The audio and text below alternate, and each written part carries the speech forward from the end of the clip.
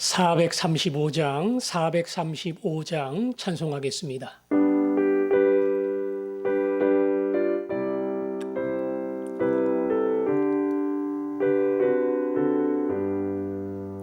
나의 영원하신 기여 생명보다 귀하다. 나의 갈 길 다가도록 나와 동행하소서. 주께로 가까이 주께로 가오니 나의 갈 길 다가도록 나와 동행하소서.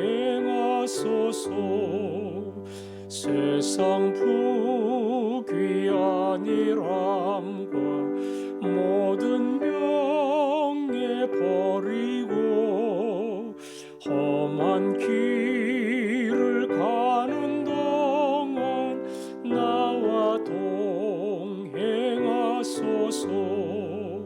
주께로 가까이 주께로 가오니 나의 갈 길 다가도록 나와 동행하소서. 어두운 골짝 지나가며 험한 바다 건너서 천국 문에 이르도록 나와 동행하소서. 주께로 가까이 주께로 가오니 나의 갈 길 다가도록 나와 동행하소서.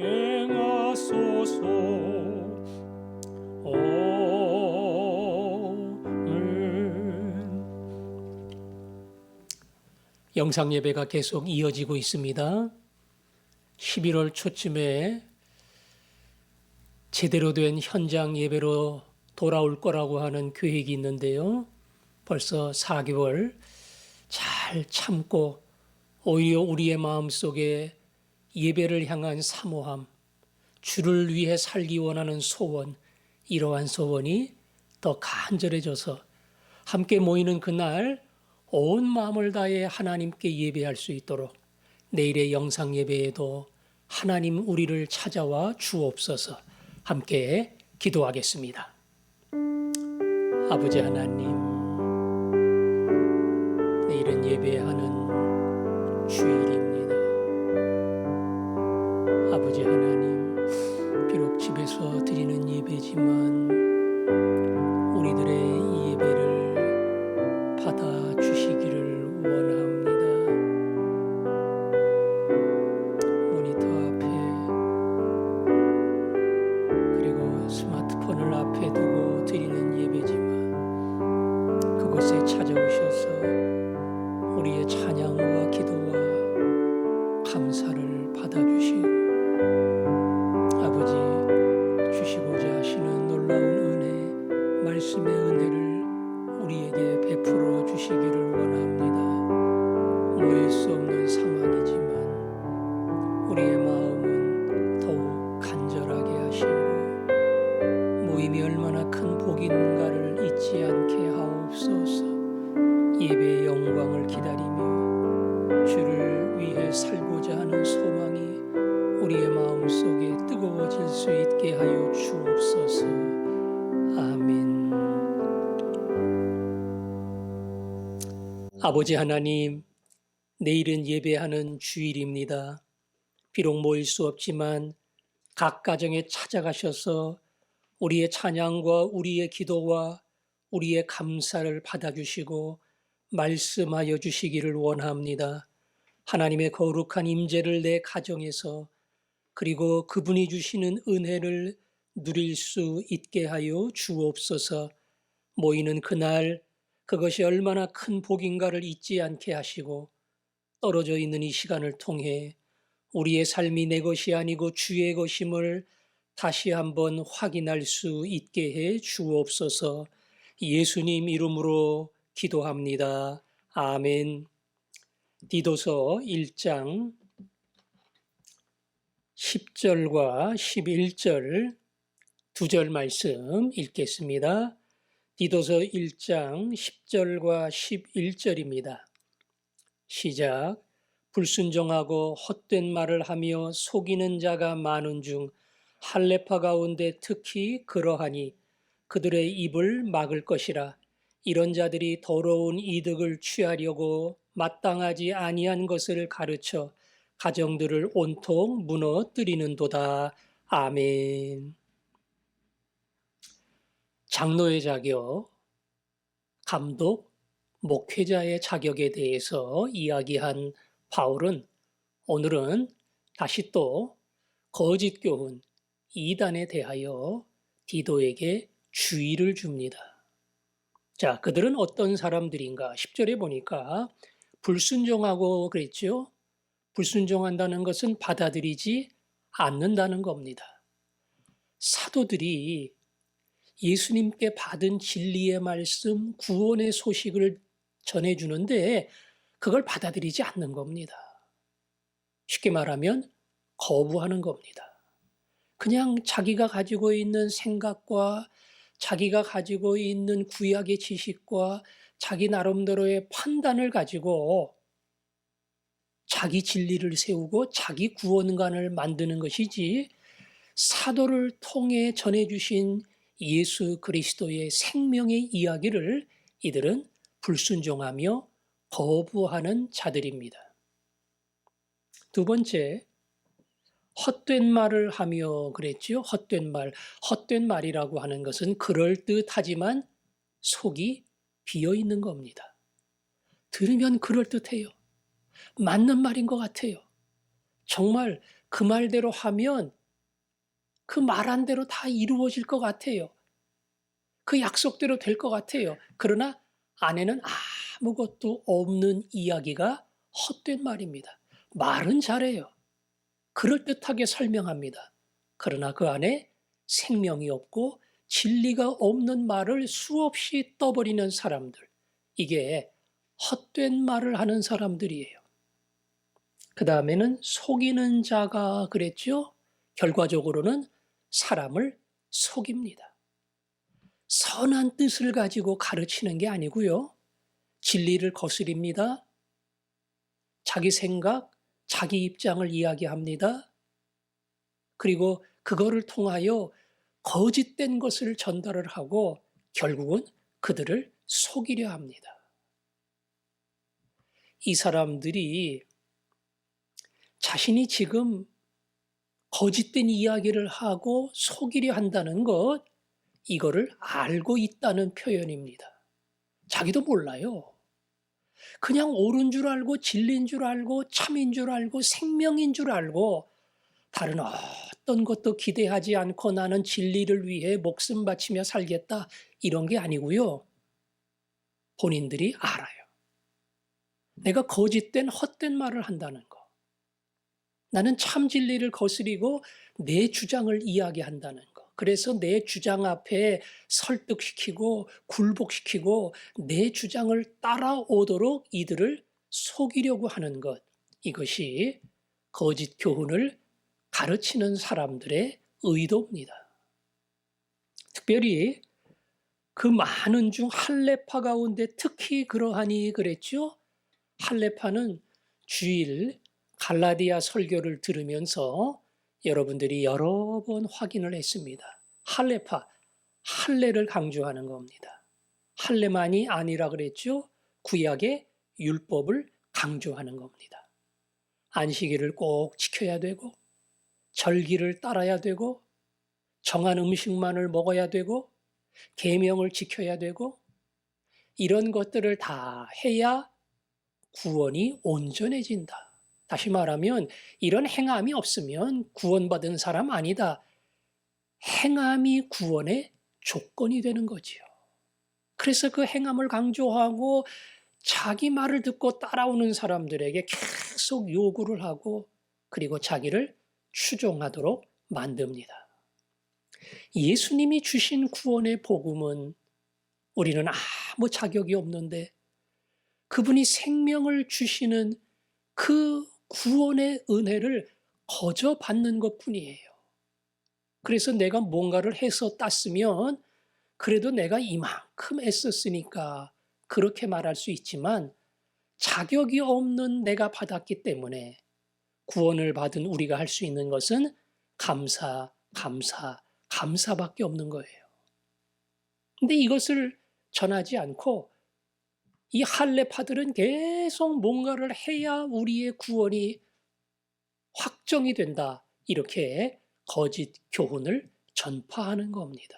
다시 말하면 구원의 참된 복음을 다 흐려놓는 거예요. 자꾸 행동, 너 뭐 했어? 내 말한 대로 따라왔어? 그래야지 구원받는 거야. 이 잘못된 교리로 참 구원관을 흔드는 겁니다. 자, 그런 사람을 어떻게 대처해야 되는가? 11절에 보니까 그들의 입을 막을 것이라 그랬죠? 그들의 입을 막을 것이라. 어떻게 하는 게 막는 거예요? 뭐 입에다가 테이프 붙이는 거는 아닐 거 아니겠어요? 개인적으로 지적하고 말 안 들으면 공개적으로 경고를 하고 권징을 하고 당연히 교회에서 쫓아내야겠지요. 교회 안에 와 있는데 참 구원의 도리를 몰라요. 모르는 게 아니라 거짓된 교리를 가지고 이 사람 저 사람을 자꾸 충동질하고 가르치고 성도들의 마음을 흔들어요.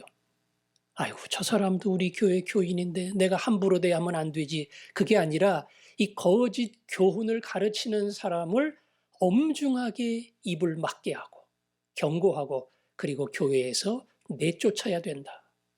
디모데야, 목사가 무조건 온유한 게 아니야. 진리에 대해서는 엄격하고 사람의 구원과 신앙을 흔드는 악한 교훈에 대해서는 단호하게 대처하고 내쫓아야 한다. 목회자가 해야 할 분명한 자세를 이야기합니다. 그리고 다시 그들에 대해서 이야기하지요. 이런 자들은 더러운 이득을 취하려고 마땅하지 아니한 것을 가르쳐 그랬죠. 속셈은 더러운 이득을 취하는 겁니다. 쉽게 말하면 돈벌이 생각하는 거예요.